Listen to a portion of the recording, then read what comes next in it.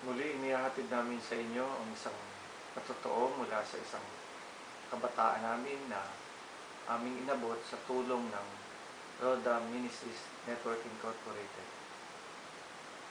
Magandang hapon po. Ako nga po pala si Raquel Ika Andy. Ang edad ko po ay 19 years old. Nakatira po ako sa 18 Greenville sa Uyutan, Nasora, Quezon City. Nag-aaral po ako sa isang Bible school. Ang kinuha ko pong course ay Christian Education. Ang kalagayan ko po noon ay naging isa po akong kasambahay sa edad po na 16 years old. Nag-alaga po ako ng 2 bata.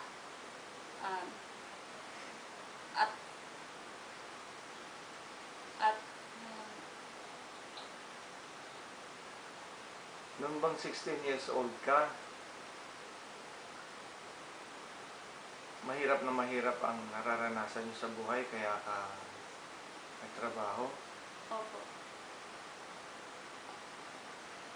Naobserbahan ko sa iyo, sinisikmura ka ng mga nakaraang panahon na amin kang inaabot. Kailan ba nagsimula yon? Nagsimula po yun ng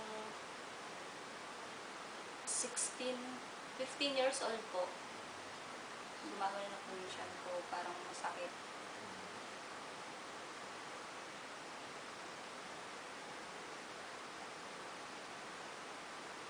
Kumusta naman na ngayon ang kalusugan mo?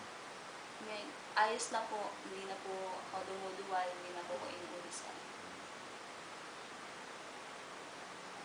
Kung ikaw ay makatapos na sa pag-aaral, ipagpapatuloy mo pa ba ang pamamasukan bilang kasambahay?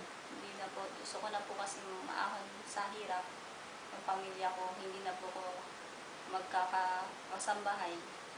Gusto ko po maging isang teacher. Pero siyempre, nagkakaunawaan din naman tayo. Marangal din naman ang maging kasambahay, kaya lang mahirap para sa iyong kabataan. Opo. So, ang pangarap mo pala ay maging isang guro. Opo. Ako'y natutuwa na ikaw ay aming in-interview kasi nakilala ka namin na ikaw ay isang karaniwang mag-aaral sa Tandansora National High School. Sa totoo nga, pati pangatawan mo ay medyo umayos na.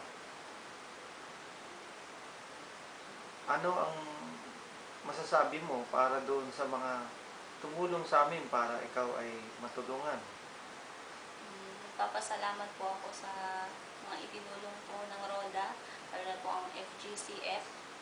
Maraming salamat po na nakagaan po, lalo na sa mga school supplies, yung pag-aaral po sa Bible School. Papasalamat po ako sa FGCF. Salamat din, Raquel.